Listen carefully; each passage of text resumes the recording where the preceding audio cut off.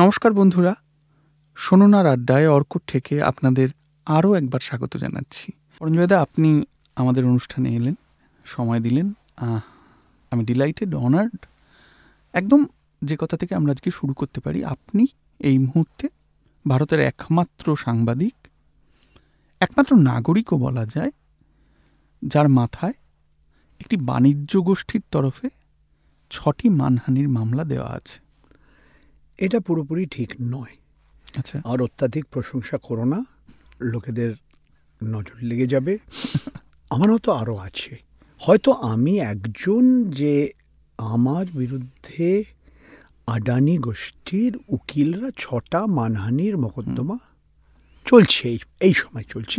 5টা গুজরাতের আলাদা আলাদা আদালতে, একটি রাজস্থানে। তবে এই যে মানহানির মোকদ্দমা এবং অন্যান্যভাবে স্বাধীন সাংবাদিকদের আওয়াজ বন্ধ করা, এটা বেশ কয়েক বছর ধরে চলছে। এবং আমি একলা না, এরকম আমি অনেকের নাম বলতে পারি। আমি 3-4টে লোকের নাম বলে দিই, তাহলে বুঝতে পারি। সিদ্ধার্থ ভরদ্বারাজন, ওয়ারের, ওর কোম্পানির বিরুদ্ধে কতগুলো আলাদা আলাদা কেস হচ্ছে। দিল্লি পুলিশ পৌঁছে গেছে, আয়কর বিভাগ পৌঁছে গেছে, নিউজ লন্ড্রির। আমরা একদম শুরু থেকে, আপনি ইপিডব্লিউতে একটি লেখা প্রকাশিত হয়, Modi government's 500 crore bonanza to Adani group. এই লেখাটি প্রকাশ হওয়ার পর জুন 2017, হ্যাঁ, তারপর ইপিডব্লিউ থেকে আপনাকে সরতে বাধ্য হতে হয় এবং তারপর পর্যায়ক্রমে এই মামলাগুলি হয়। সেই লেখাটা থেকে 2টি শব্দ প্রত্যাহার করতে হয় এবং একটা শব্দ এবং একটা লাইন, রাইট, মানে 4-5টা শব্দ বা 5-6টা শব্দ। আমরা অনেক পরে গত বছর দেখলাম আবার হিন্ডেনবার্গ গ্রুপ কিছু তথ্য তুলে এনেছে। সেখানে ভারতীয় সাংবাদিক হিসেবে আপনার নাম রয়েছে, মেনশন করা রয়েছে, এবং ওরা আদানির বিরুদ্ধে কিছু তথ্য তুলে এনেছে। আমি বলতে চাইছি, এই গোটা এপিসোডটা পরপর ক্রোনোলজিক্যালি আপনি যদি একটু বলেন, তাহলে এটা আমাদের ডকুমেন্টেশনের স্বার্থে আমাদের সুবিধে হয়। আমরা পিছিয়ে যাই। 2016 এপ্রিল মাসে ইকোনমিক অ্যান্ড পলিটিক্যাল উইকলিতে আমার প্রথম লেখা বেরোয় আদানি গোষ্ঠীকে নিয়ে। এবং খালি আদানি গোষ্ঠী কেন, ওই সময় অর্থ মন্ত্রণালয়ের একটা ডিআরআই বলে, ডাইরেক্টরেট অফ রেভিনিউ ইন্টেলিজেন্স, তাদের কাজ হলো কোথায় কে কাস্টমস ডিউটি ফাঁকি দিচ্ছে বা যা কর দেওয়ার কথা সেগুলি দিচ্ছে না, এইটাই ওদের কাজ। ইন্টেলিজেন্স এজেন্সি এদের কাজ। ওদের কিছু কাগজপত্র আমার কাছে চলে আসে এবং ওই এপ্রিল 2016 আমি ওটাকে প্রকাশ করি যে কিভাবে গোটা 40টা প্রাইভেট কোম্পানি, এদের বিরুদ্ধে এদের একটা প্রোব বা গবেষণা বা তদন্ত চলছে। এই 40টা কোম্পানির ভেতরে সরকারি সংস্থা আছে, নিজি সংস্থা আছে এবং আদানি গোষ্ঠীর গোটা 6টা বা 8টা সংস্থা আছে। এতে ছোট ভাই আম্বানি, অনিল আম্বানির কোম্পানি আছে, আরও অন্যান্য আছে। সরকারি সংস্থার ভেতরে বিভিন্ন ইলেকট্রিসিটি বোর্ড, যাদের আমরা আজকে বলি ডিসকম, ডিস্ট্রিবিউশন কোম্পানি, বিদ্যুৎ বিতরণের সংস্থা বা কোম্পানি। এইটা বেরোবার পর এই লেখাটা অনেকে তারপরে নিল। এটা নিয়ে আমরা কয়েকটা লেখা বার করেছি যে বিদেশ থেকে যখন কয়লা আমরা আমদানি করি বা বিদেশ থেকে যখন আমরা বিদ্যুৎ উৎপাদনের জন্য আলাদা আলাদা মেশিন আমরা বিদেশ থেকে আমদানি করি, এটার দাম যদি ঘুরে ফিরে বেআইনিভাবে বাড়িয়ে ফেলা হয়, 100 টাকার জিনিস আমরা যদি দেখাই 200 টাকা বা 300 টাকায়, এর প্রভাবটা সাধারণ মানুষ, মানে যারা যারা বিদ্যুৎ উপভোগ করছে, কনজিউমার, তাদের পয়সা বেশি দিতে হচ্ছে। তার মেন আদানি গোষ্ঠীর বিরুদ্ধে, অন্যান্য গোষ্ঠীর বিরুদ্ধে এই অভিযোগ আছে যে তোমরা যে কয়লাটা ইন্দোনেশিয়া থেকে নিয়ে আসছো ভারতবর্ষে, এটার দাম তোমরা ঘুরিয়ে ফিরিয়ে অন্যভাবে, এই অভিযোগ আমি করিনি, ডিআরআই করেছে যেটা বাড়িয়েছ। কিন্তু এর প্রভাব পড়ছে যারা বিদ্যুৎ উপভোক্তা, কনজিউমার অফ ইলেকট্রিসিটি, তাদের পার ইউনিট, পার কিলোওয়াট আওয়ার আরও বেশি পয়সা দিতে হচ্ছে। তো এরম বেরোলো, একটা বেরোলো, আরেকটা বেরোলো। মাঝখানে 2017 মে মাসের 1 তারিখে আমি শ্রী গৌতম আদানির সঙ্গে আমার একটা ব্যক্তিগত একটা সাক্ষাৎকার বলবো না, ওনার সঙ্গে আমার দেখা হয়। ওনার যে ভদ্রলোক, ওনারই গোষ্ঠীর একজন ভদ্রলোক, উনি জনসম্পর্ক বিভাগে আছে, পাবলিক রিলেশনস অফিসার। উনি বললেন যে দেখা করবেন অবশ্যই, কিন্তু সব কিছু অফ দ্য রেকর্ড, মানে উনি যে বলছেন কথা, এটা তুমি লিখতে পারবে না। তাই বললাম ঠিক আছে। পুরোপুরি একটা ইনফর্মাল, হাতে একটা কাগজ, একটা কলম নিয়ে 2-4টে নোট নিয়েছিলাম। ওনার সঙ্গে আমি মুম্বাইয়ে ওনার গাড়িতে প্রায় আধ ঘন্টা, তারপরে উনি যে হোটেলে ছিলেন সেখানে আরও আধ ঘন্টা সময় কাটাই। তখন উনি বললেন যে আমার বিরুদ্ধে তুমি লিখছো কেন? বললো না, যা সত্য সেটাই আমি লিখছি। তো যাই হোক, লেখাটা এই বেরোলো, যেই লেখাটার কথা তুমি এক্ষুনি উল্লেখ করলে, সেটা তোমার শ্রোতা যারা, তারা পড়তে পারে ওয়ারে। Modi government's 500 crore bonanza to Adani group. কি লেখাটা ছিল? যে ভারত সরকার বিভিন্ন ধরনের নিয়ম বদলেছে, স্পেশাল ইকোনমিক জোন, বিশেষ আর্থিক ক্ষেত্রে কিভাবে নিয়মগুলো বদলে গেছে, এবং এর লাভটা সবচেয়ে বেশি আদানি পাওয়ার পেয়েছে। তারপরে আমি লিখেছি যে কিভাবে ওরা ওরা বলছে ভারত সরকার আমাকে 500 কোটি টাকা কর ফেরত দাও, এটা হলো রিফান্ড।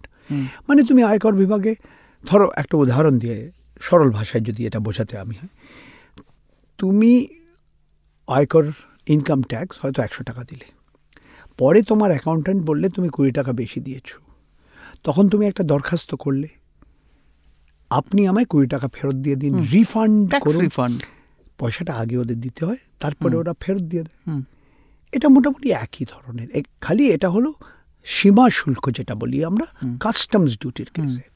যাই হোক, ওদের মতামত আমরা নিয়েছি, ওদের উকিলও জবাব দিয়েছিল, ভারত সরকার জবাব দেয়নি। অর্থ মন্ত্রণালয়, বাণিজ্যের ডিপার্টমেন্ট, কেউ, তখন অরুণ জেটলি মন্ত্রী ছিলেন, নির্মলা সীতারামন মন্ত্রী ছিলেন, তারা কেউ জবাব দেন। ওর ডিপার্টমেন্টের সবাইকে, ওনাদের মন্ত্রণালয়ে ডিপার্টমেন্টের সবাইকে পাঠানো হয়েছিল চিঠি, ওরা জবাব দেয়নি। আমাদের লেখা ছাপা হলো। তারপরে মানহানির একটা কেস এলো। তো ইকোনমিক অ্যান্ড পলিটিক্যাল উইকলির যে ট্রাস্ট, যেটা সমীক্ষা ট্রাস্ট, ওরা আমায় ডেকে পাঠালো। কেন ডেকে পাঠালো? যে তুমি আমাদের হয়ে এই যে উকিলের চিঠির জবাব দিয়েছো আমাদের অনুমতি না নিয়ে। তাই বললাম হ্যাঁ, এটা আমার ভুল হয়েছে, আমি ক্ষমা চাইছি আপনাদের কাছ থেকে। বললেন না, এটা খুবই অত্যন্ত গুরুত্বপূর্ণ একটা খারাপ কাজ তুমি করেছো, অ্যাক্ট অফ গ্রেভ ইমপ্রপ্রাইটি। এটা কিভাবে বাংলায় অনুবাদ করবে তুমি বলো? তারপরে বললো যে তুমি যেভাবে কাজ করছো, তুমি নিজের লেখা বেশি ছাপাচ্ছ। এর আগে যারা সম্পাদক ছিল ইকোনমিক অ্যান্ড পলিটিক্যাল উইকলি, তারা নিজের নামে লেখা ছাপতো না।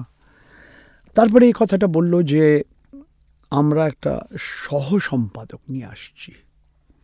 আরও বলল যে এই যে ইকোনমিক অ্যান্ড পলিটিক্যাল উইকলি, এটা খালি একটা পত্রিকা না, খালি একটা ওয়েবসাইট না, এটা একটা সংস্থা। এর বয়স প্রায় ভারতবর্ষের বয়স। তুমি এই সংস্থাটাকে খালি দুর্বল করেনি, নষ্ট করে ফেলেছ। You have destroyed the ethos of this institution. এই ধরনের অভিযোগ আমার নামে হলো। তারপরে বলে এই লেখাটা সঙ্গে সঙ্গে ওয়েবসাইট থেকে বার করো, এবং যতক্ষণ এটাকে না বার করছো এই ঘর থেকে তুমি বেরোবে না। তো একটা ওয়েবসাইট থেকে একটা লেখা নামাতে অত সময় লাগে না। তো আমি টেলিফোন করলাম, কয়েক মিনিট পর ওটাকে আর এরার 404 না 404 না 20, আমি ভুলেও যাই এগুলি, একটা এরার দেখালো, তার মানে আর কেউ দেখতে পারে না। তার মানে দেখুন আপনারা সন্তুষ্ট, এখন আর লেখাটা নেই।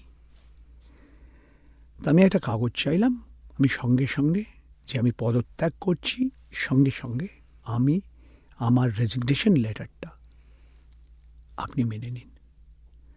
আমি তারপর বললাম আমাদের একটু কয়েকদিন সময় দেবেন, আমি বম্বেতে ইকোনমিক অ্যান্ড পলিটিক্যাল উইকলি সমীক্ষা ট্রাস্টের ফ্ল্যাটে আছি, ওগুলি খালি করতে যেটুকু সময় লাগে, আমি কালকে ফেরত যাব। আমার যা বলার আমার সহকর্মীদের বলবো, বাস আজ থেকে আমি আর সম্পাদক নই, আপনি দয়া করে মেনে নিন। ওরা মেনে নিল।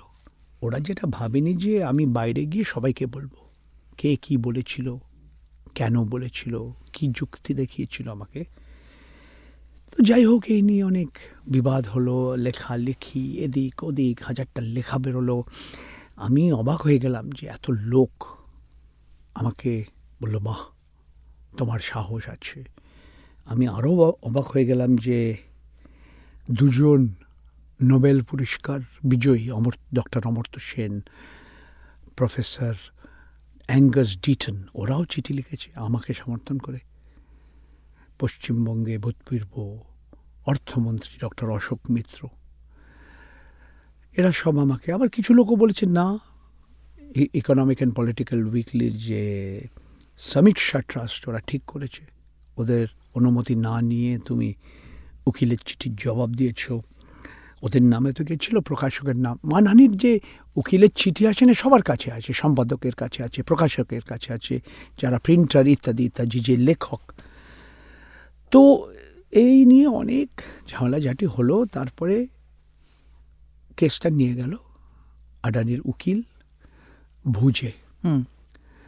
সেখানে তুমি একটু আগে যেটা বললো, একটা কারণ এই লেখাটা ইকোনমিক অ্যান্ড পলিটিক্যাল উইকলি প্রকাশ করার পরে ওয়ার এটাকে ছাপে, তার 2 দিন পরে, তার মানে একই সঙ্গে প্রায় বেরিয়ে যায়। তো ওয়ার মানে যেই সংস্থাটা ওয়ার চালায়, আমি, আমার সহলেখক 3জন অল্প বয়সী ছেলেমেয়েরা, তারা আমাকে সাহায্য করেছিল। যাই হোক, ভুজের ম্যাজিস্ট্রেট সাহেব বললেন এই একটা শব্দ, এই কয়টা শব্দ বার করে দাও, আর কিছু করতে হবে না। মানহানি আমাদের দেশে civil case, criminal case. Criminal কেসে আমায় ডেকে পাঠানো হলো, আমি গেলাম মুন্দ্রাতে, ফার্স্ট ক্লাস জুডিশিয়াল ম্যাজিস্ট্রেট প্রদীপ বি সোনির আদালতে। তারপরে আবার হিয়ারিং হবে, মাঝখানে কোভিড হলো। এটা আমি 2017 কথা বলি। আমি 2018 গিয়ে হাজিরা দিই ওই কোর্টে ঢুকি, আরোপি হাজির হয়ে, বলো হাজি আরোপি হাজির হয়ে সই করতে হয়। তখন তারপরে কোভিড হলো, সব বন্ধ, আদালত বন্ধ। তখনও এই মহামারীটা একদম একটা শীর্ষে, জানুয়ারি 2021 এই ম্যাজিস্ট্রেট সাহেব আমার বিরুদ্ধে একটা নন বেইলেবল ওয়ারেন্ট, মানে বিনা জামানতের, জামিন অযোগ্য ধারায়, হ্যাঁ, একটা আমাকে বলল যে তুমি আদালতে আসোনি, তোমাকে এই NBW নন বেইলেবল ওয়ারেন্ট তোমার নামে। সবচেয়ে আশ্চর্য ব্যাপার হলো এটা প্রেস ট্রাস্ট অফ ইন্ডিয়া PTIর কাছে পৌঁছে গেছিল আমার উকিলের আগে। তো এই নিয়ে ঝামেলা হলো, চেঁচামেচি হলো। আমি বাড়িতে কিছুদিন ছিলাম না, কারণ আমার উকিল বলল যে কোনো সময় এসে তোমাকে বাড়ি থেকে তুলে নিতে পারে, জামিন অযোগ্য পরোয়ানা, তার মানে যে কোনো সময় তুলতে পারে। পুলিশ আসেনি। যাই হোক, তারপরে গুজরাটের হাইকোর্ট বলল যে না, তোমাকে যেতে হবে না, তুমি আদালতে যেতে রাজি। আমি বললাম অবশ্যই, আমি তো কোনোদিনও বলিনি আমি যাব না, এটা ম্যাজিস্ট্রেটের মতামত। যাই হোক, আমাদের সবচেয়ে উচ্চ ন্যায়ালয়, আদালত, সুপ্রিম কোর্ট অফ ইন্ডিয়া, তারা বলেছে যে কেউ যদি কোর্টে না আসে তার বিরুদ্ধে তো জামিন সমেত বেইলেবল ওয়ারেন্ট তুমি ইস্যু করতে পারো। তারপরেও যদি সে না আসে তারপরে তুমি নন বেইলেবল ওয়ারেন্ট ইস্যু করো। যাই হোক, আবার আমি গৌতম আডানি সাহেবের সঙ্গে দেখা করলাম। আমার উকিল এই মিটিংটা করলো যে যদি কোনো আউট অফ কোর্ট সেটেলমেন্ট হলো। কি বললেন আদানি? এটা আমি বলতে পারছি না। আচ্ছা।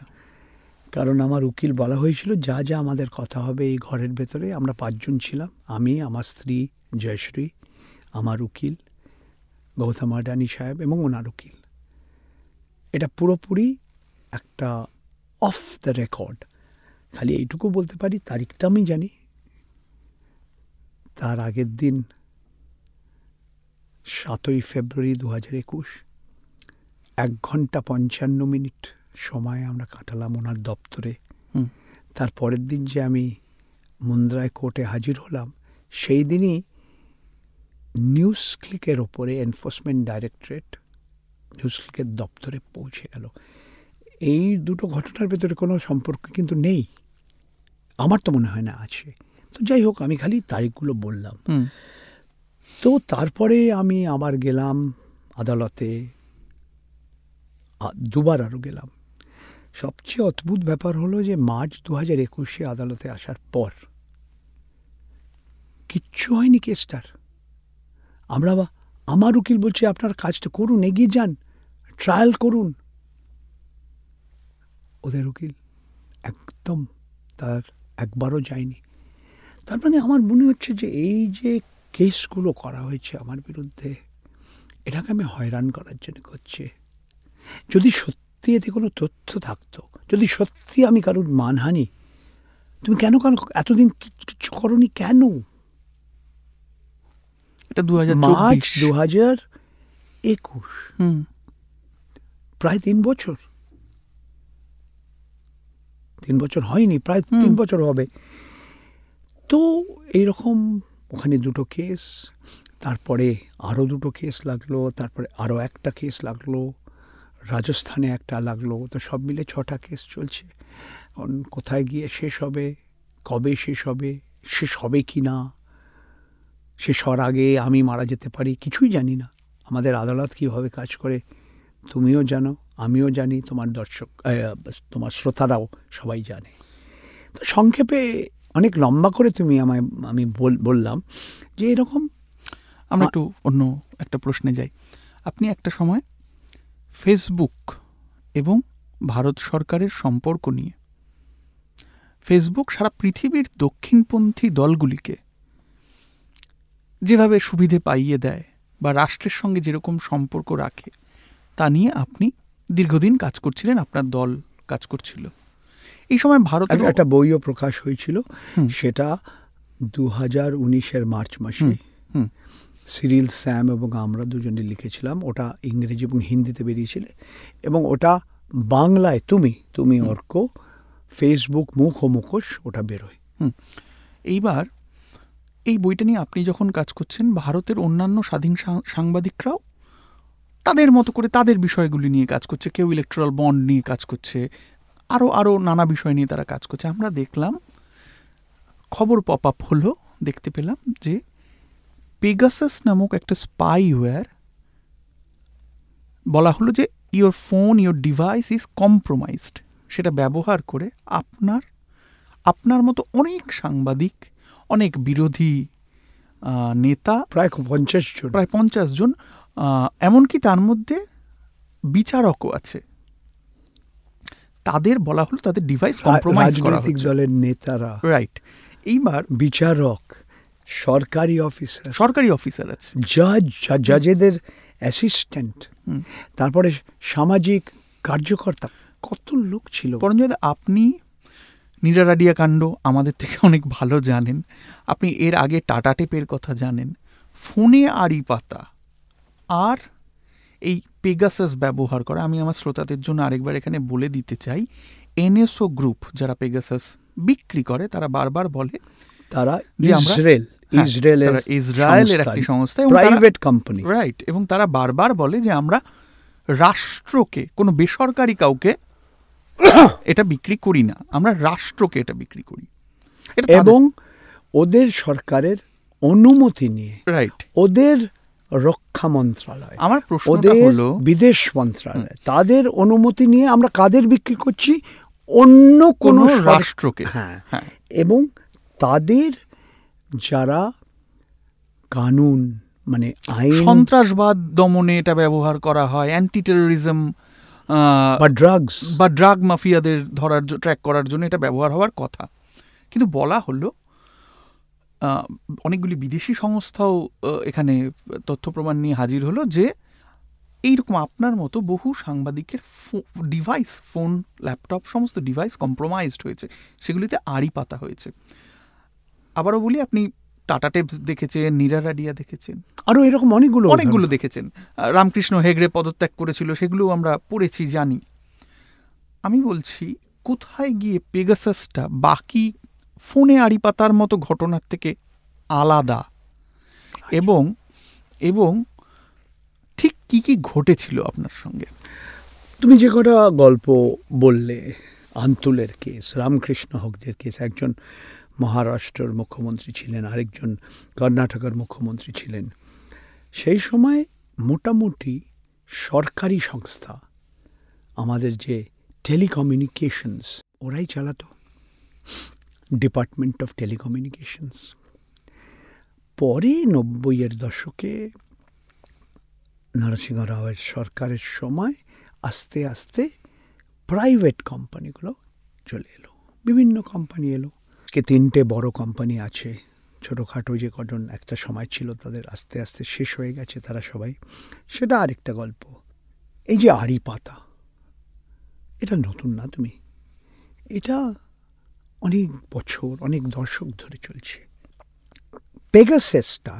পেগাসাস যে স্পাইওয়্যার, এটা এর অভিনবত্বটা কোথায়, নতুন কি এতে? 2019-এ একটা স্পাইওয়্যার মতো বেরোয়, ম্যালওয়্যার বলে। তোমার টেলিফোনে, তোমার মোবাইল ফোনে, ওই দূরভাষ যন্ত্রে একটা মেসেজ এলো, ধরো একটা শর্ট মেসেজ এলো, বা তোমার হোয়াটসঅ্যাপে একটা মেসেজ এলো, এবং তোমার মনে হলো যে এটা খুব একটা গুরুত্বপূর্ণ কোনো একটা বিষয় নিয়ে কেউ আমার সঙ্গে সম্পর্ক করছে। তুমি ক্লিক করলে ওতে একটা ম্যালওয়্যার চলে এলো তোমার, এটা তুমি জানো না, গোপনে চলে এলো। পেগাসাস হলো এই আধুনিক তথ্য প্রযুক্তির যুগে আরও 5 গুণ এগিয়ে গেল। আজকে পেগাসাসের মতো আরও এরকম কোম্পানি আছে।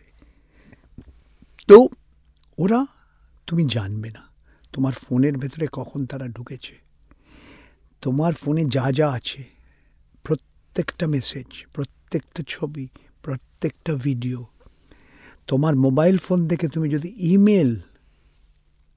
ইমেলে কাকে কি লিখেছো, এমনকি জিপিএসও ট্র্যাক করা যাবে, সব কিছু, তুমি কোথায় যাচ্ছ, সব কিছু। এই সফটওয়্যারটা পুরো বিশ্বের বিভিন্ন দেশে ব্যবহার করা হচ্ছে। ব্যবহার কেন বলবো, অপব্যবহার করা হচ্ছে, দুর্ব্যবহার করা হচ্ছে। এটা ফ্রান্সের একটা NGO, international non government organisation, এদের কাছে গোটা 50,000 টেলিফোন নম্বর এলো। টেলিফোন নম্বর এলে আমরা বুঝতে পারছি কোন দেশের টেলিফোন, কার টেলিফোন আমরা জানি না। তো এই সংস্থাটা, এর নাম হলো ফরবিডেন স্টোরিজ। এরা অ্যামনেস্টি ইন্টারন্যাশনালের সঙ্গে মিলে একটা গবেষণা শুরু করলো। এ নিয়ে একটা বই বেরিয়েছে, অসাধারণ বই, ইংরেজিতে এবং ফরাসি ভাষায়। স্যান্ড্রিন রিগো অ্যান্ড লরেন্ট রিচার্ড, এরা দুজনে লিখেছে। বইটার নাম খুব সহজ, পেগাসাস। গ্রিক মাইথোলজির একটা ঘোড়া, যার মানে হাওয়ায় উঠতে ডানা আছে, পাখির মতো ডানা আছে। তো এই সফটওয়্যারে কাদের এই ফোনগুলো? তখন ওরা গোটা 17টা গণমাধ্যমের সংস্থার সঙ্গে ওরা একটা গোপন একটা চুক্তি করলো। ভারতবর্ষে এটা ছিল দ্য ওয়ারের সঙ্গে, রাইট। অনেক দি গার্ডিয়ান, ওয়াশিংটন পোস্ট ইত্যাদি ইত্যাদি, লামন্দ, বিভিন্ন দেশে 17টা দেশে আলাদা আলাদা 17টা সংস্থা আলাদা আলাদা দেশে আলাদা আলাদা দেশে এদের সঙ্গে একটা এদের মোবাইল ফোনগুলো দিয়ে দেওয়া হলো। বললো কার ফোন এটা খুঁজে বার করো। এখন কিছু কিছু অ্যাপ আছে যেমন ট্রু কলার, আমি অর্কদেবের নামটা, ফোন নম্বরটা আমি বললাম, আমি সঙ্গে সঙ্গে পেয়ে যাচ্ছি এটা অর্কদেব, রাইট। আবার অনেকে ট্রু কলারের নামটা পাবে না। তো তোমাদের খুঁজে বার করতে হবে এই টেলিফোনটাকে, কোন টেলিফোনটা? রাহুল গান্ধীর ফোন। এই যে টেলিফোনটা, এ কি রাহুল গান্ধীর বন্ধু? কোনটা ভাইপোর নম্বর, কোনটা ভাইপোর স্ত্রীর নম্বর, কোনটা গগনদীপ কাং, সে ডাক্তার ভারত সরকার কোভিড সম্বন্ধে যে কথা বলেছিল, একের পর এক বলেছিল এসব মিথ্যে কথা, ওনার ফোনেও চলে গেল। অশোক লাভাসা যে নির্বাচন কমিশনে মেম্বার ছিলেন, তারপরে ওনাকে বিভিন্ন কারণের জন্য উনি বেরিয়ে গেলেন। তো এই সবার এদের ফোন, এমনকি জজ সাহেবের যে সেক্রেটারি তার ফোনও ছিল। এদের ভেতরে গোটা 50 সাংবাদিক ছিল, তাদের ভেতরে আমিও ছিলাম। আমার ফোন একবার না 3বার তদন্ত হয়েছিল।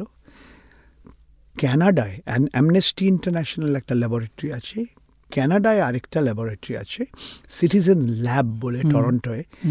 এরা বিভিন্ন বিশ্বের পুলিশ কর্মীদের, যারা আড়িপেতে শোনে, স্পাই কোম্পানি, ইন্টেলিজেন্স এজেন্সিস, ওদের সাহায্য করে, ফরেন্সিক এক্সামিনেশন করে। আমার ফোনটা ওরা করেছিল, করে ওই তোমার ফেসবুকে এত লম্বা চড়া, এত লম্বা কথা বলার পরে ফেসবুকে ফিরে এসেছি।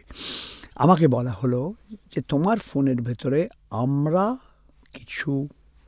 আমরা বুঝতে পারছি যে মার্চ, এপ্রিল এবং মে 2018, এটা আমায় 3 বছর পরে জানাচ্ছি, 2021-এ জানাচ্ছি, কিন্তু বললো আমাদের যে ডেটা আছে তা অনুযায়ী আমরা বলছি যে এই সময় তোমাদের ফোনে এরা পেগাসাস ঢুকিয়ে দিয়েছিল। যখন আপনি এই ফেসবুক নিয়ে কাজটা করছিলেন, তখন আমি এই ফেসবুকের সম্বন্ধে একটা বই লিখছি, পরে বইটা বেরোলো, তার প্রায় বছরখানেক পর বইটা বেরোলো 2019-এ। হ্যাঁ, ওই সময় আমি আরেকটা লেখা, ওটাও তোমার শ্রোতারা শুনতে পারে, এটা হলো কার্ভিং আপ এ business empire through tax heavens, দি আম্বানি ওয়ে। এটা নিউজ ক্লিকে লোকেরা পড়তে পারে যে কিভাবে ধীরুভাই আম্বানি মারা যাওয়ার পর বিদেশে সম্পত্তি ছিল, সেটা কিভাবে এক জায়গা থেকে আরেকটা জায়গায়, যেটা ট্যাক্স হেভেন্স বলি, একটা ছোট দ্বীপ থেকে আরেকটা ছোট দ্বীপ যেখানে কোনো কর দিতে হয় না, ট্যাক্স দিতে হয় না, ঘুরে ফিরে অনেক জায়গায় গেছে। এবং আমরা যেটা প্রশ্ন করেছিলাম যে আমাদের দেশের আয়কর বিভাগ, আমাদের দেশের অর্থ মন্ত্রণালয়, ওরা একদম চুপ কেন? ওদের কাছে সব তথ্য আছে, ওরা কেন কিছু করছে না? কোম্পানির নাম, ব্যাংকের অ্যাকাউন্ট নাম্বার সবগুলো আমার কাছে ছিল। আমায় কেউ দিয়েছিল। এখন ওরা যারা আড়িপেতে শুনছে তারা জানতে চায় কে দিয়েছে। আমি তো বলিনি কে দিয়েছে। আমি মুকেশ আম্বানি, অনিল আম্বানি এদের চিঠি লিখেছি যে আমাদের কাছে এই তথ্য এসছে, আপনি কি বলতে চান, আপনার মতামত কি? এই কয়েকটা প্রশ্ন আছে আমার। অনেক দিন পরে ওরা জবাব দিল না, ওদের উকিলও আমায় জবাব দেয়নি। তো আমরা বললাম ঠিক আছে, আমরা লিখে দিচ্ছি যে আমরা এই তারিখে এই দিনে এই ইমেলটা পাঠিয়েছিলাম, এই সব আমার তথ্য ছিল, আমরা জবাব পাইনি, এই লেখাটা আমরা প্রকাশ করছি। তো এতে পরিষ্কার বোঝা যাচ্ছে যে কি এদের উদ্দেশ্যটা কি, আড়িপেতে শোনার উদ্দেশ্যটা কি। আমি আরও দুটো কথা বলি তারপরে প্লিজ। সুপ্রিম কোর্ট একটা কমিটি গঠন করলো, সেই কমিটি একটা রিপোর্ট তৈরি করলো। রিপোর্টে কি আছে আমরা জানি না, তবে সুপ্রিম কোর্টের ভূতপূর্ব chief justice of India Ramana সাহেব, উনি বললেন যে সরকার ভারত সরকার ওদের কোনো সহযোগিতা দেয়নি, নো কোঅপারেশন। এর আগে আদালতে যখন chief justice of India Ramana প্রশ্ন করেছিলেন, তুষার মেহতা ভারতবর্ষের সলিসিটর জেনারেল, তাকে যে আপনি একটা প্রশ্নের জবাব দিন আমাকে, ভারত সরকারের কোনো সংস্থা পেগাসাস কিনেছে? না, হ্যাঁ বা না বলুন। ওরা বলে এই জবাবের উত্তর আমরা দিতে পারবো না।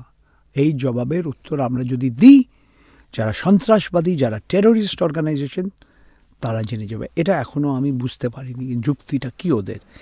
পরে অনেক কিছু লেখা বেরিয়েছে। নিউ ইয়র্ক টাইমসে বলেছিল যখন নরেন্দ্র মোদী ভারতবর্ষের প্রথম প্রধানমন্ত্রী ইসরায়েলে টেল আভিভে গিয়ে, ওই সময় নেতানিয়াহু ইসরায়েলের প্রধানমন্ত্রী ছিলেন, তারা একসঙ্গে দেখাচ্ছে সমুদ্রের তটে প্যান্ট গুটিয়ে ওরা হেঁটে চলে বেড়াচ্ছে। নিউ ইয়র্ক টাইমস লিখেছি তখন বিভিন্ন মিলিটারি একটা বিজনেস ডিল হয়, একটা গভর্নমেন্ট টু গভর্নমেন্ট ডিল হয়। তার ভেতরে কিছুটা আমরা এই পেগাসাসের পয়সাটা আসছে, অনেক পয়সা লাগে। সফটওয়্যারটাও তো দাম না, কিন্তু কিভাবে ব্যবহার করতে হয় তাকে লোকেদের শেখানো, লোকেদের ট্রেনিংয়ের জন্য অনেক পয়সা।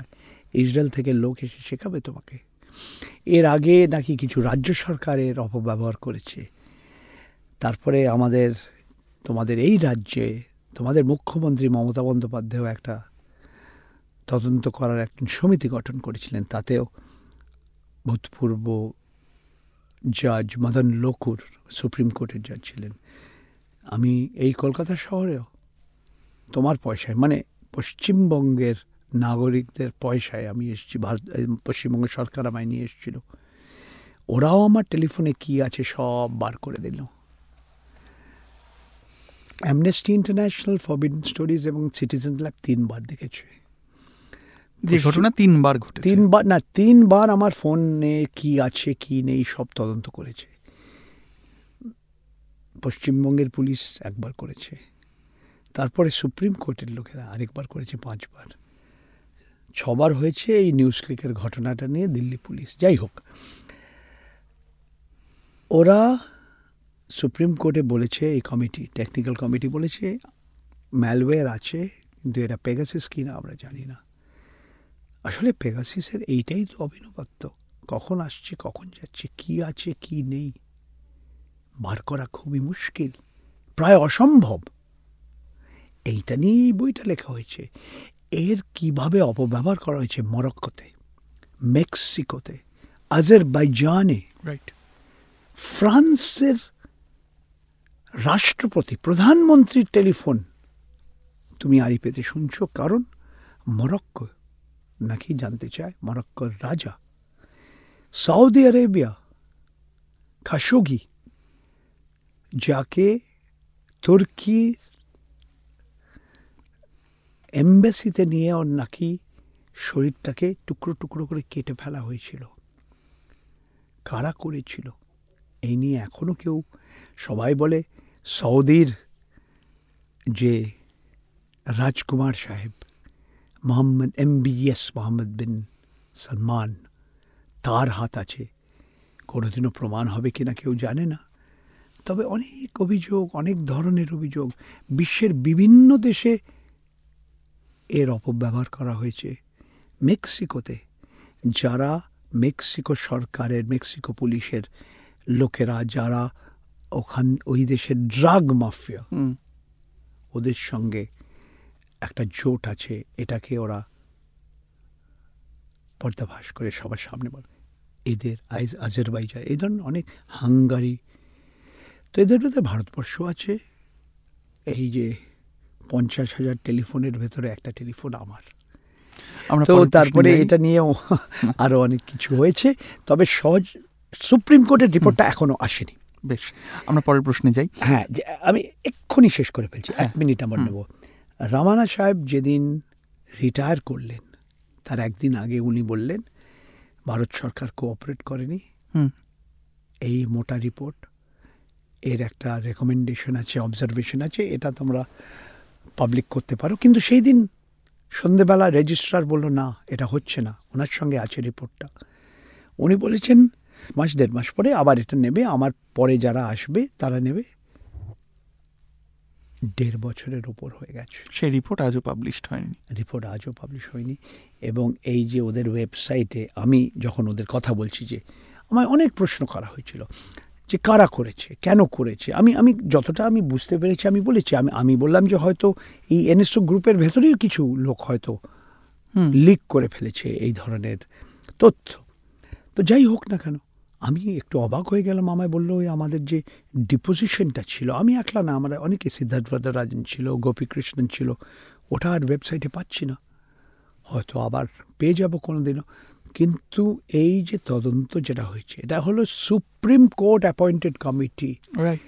এর রিপোর্টে কি আছে বা কি নেই কেউ জানে না, আজ পর্যন্ত জানে না। এবং এটা অগাস্ট 2022, তারপর থেকে 1.5 বছর কাছাকাছি হয়েছে, প্রায় 1.5 বছর হয়েছে, কোনো খবর পাইনি। পরঞ্জয়দা, আমাদের স্বাধীনতা, ভারতবর্ষের স্বাধীনতা প্রাপ্তির 75 বছর হয়েছে। আপনি নিজে সাংবাদিকতা করছেন 40 বছর, অনেকগুলি 46 বছর, 46 বছর, অনেকগুলো সরকারের ওঠাপড়া দেখেছেন এবং অনেকগুলি সরকারের সঙ্গে ক্যাপিটালিস্টদের, বাণিজ্য গোষ্ঠীর, পুঁজিপতির সম্পর্কও দেখেছেন। আমরা তো জানি যে গান্ধীর সঙ্গেও পুঁজিপতিদের এক ধরনের সম্পর্ক ছিল, তাদের সাথে গোয়েঙ্কার সঙ্গে। ওখানে না, জিডি বিড়লা সাহেব, রাইট, ওনার বাড়িতে, যেটা আজকে দিল্লিতে একটা আশ্রম হয়ে গেছে, 30 জানুয়ারি 1948 ওনাকে নাথুরাম গোডসে হত্যা করে। রাইট। এবার আপনি টাটা গোষ্ঠীকে দেখেছেন, বাজাজ গোষ্ঠীকে দেখেছেন, অনেক গোষ্ঠীর উত্থান পতন দেখেছেন, আম্বানিকে দেখেছেন। আমার প্রশ্নটা হচ্ছে, এতগুলি বাণিজ্য গোষ্ঠীর সঙ্গে আম্বানি গোষ্ঠীর, আপনার মতে, বা আম্বানি গোষ্ঠীর উত্থানের ফারাকটা কোথায়? ধীরুভাই আম্বানি এবং ওর 2 ছেলে, এবং এর সঙ্গে আপনি আদানি গোষ্ঠীটাকেও ইনক্লুড করতে পারেন। আদানি আম্বানিদের উত্থান বা তাদের সাম্রাজ্য বিস্তার, এর ফারাকটা কোথায়, ডাইমেনশনটার ফারাক কোথায়? নতুন না, যে যারা শিল্পপতি, যারা পুঁজিপতি, তাদের সঙ্গে যারা রাজনৈতিক দলের নেতা, যারা সরকার চালায়, তাদের সঙ্গে একটা নেক্সাস থাকবে, একটা সম্পর্ক থাকবে, একটা জোট থাকবে। রাইট। এটা নতুন না, এটা খালি ভারতবর্ষ কেন, বিশ্বের অনেক দেশে পাবে। এবং আজ কেন, অনেক দশক ধরে আমার দেখছি। এর অনেকগুলো কারণ আছে। ভারতবর্ষের সবচেয়ে বড় প্রধান কারণ হলো আমাদের যে রাজনৈতিক দল, আমাদের রাজনৈতিক দলের নেতা, আমরা যারা প্রার্থী, যারা নির্বাচন লড়ছে, তাদের পয়সাটা কোথা থেকে আসে। হ্যাঁ, এইটাই একটা বড়। এরাই ঘুরে ফিরে গোপনে দেয়। আজকে ইলেকট্রাল বন্ডসের মাধ্যম দিয়ে তুমি সেটাও দিতে পারো, কেউ জানবে না কার পয়সা। এটা স্টেট ব্যাংক খালি জানে। স্টেট ব্যাংকের মালিক ভারত সরকার, 80% শেয়ার। তো ভারত সরকার হয়তো জানে কে দিয়েছে, কত দিয়েছে, কিন্তু কার কাছে যাচ্ছে, কবে যাচ্ছে, এটা আমরা অনুমান করতে পারি, কিন্তু আমরা সঠিকভাবে জানি না। আজকে আমরা জানি যে 80% বা তার চেয়েও বেশি এই ইলেকট্রাল বন্ডের পয়সা ভারতীয় জনতা পার্টির কাছে গেছে। কিন্তু আমরা ফিরে আসি আবার তোমার প্রশ্নে। বিড়লা, টাটা, এরা বড় হয়েছে বিভিন্ন কারণে, কিন্তু সরকার সাহায্য করেছে তাদের নীতি, তাদের নিয়ম, আইন যেভাবে আনা হয়েছে, বদলানো হয়েছে, অবশ্যই সাহায্য করেছে।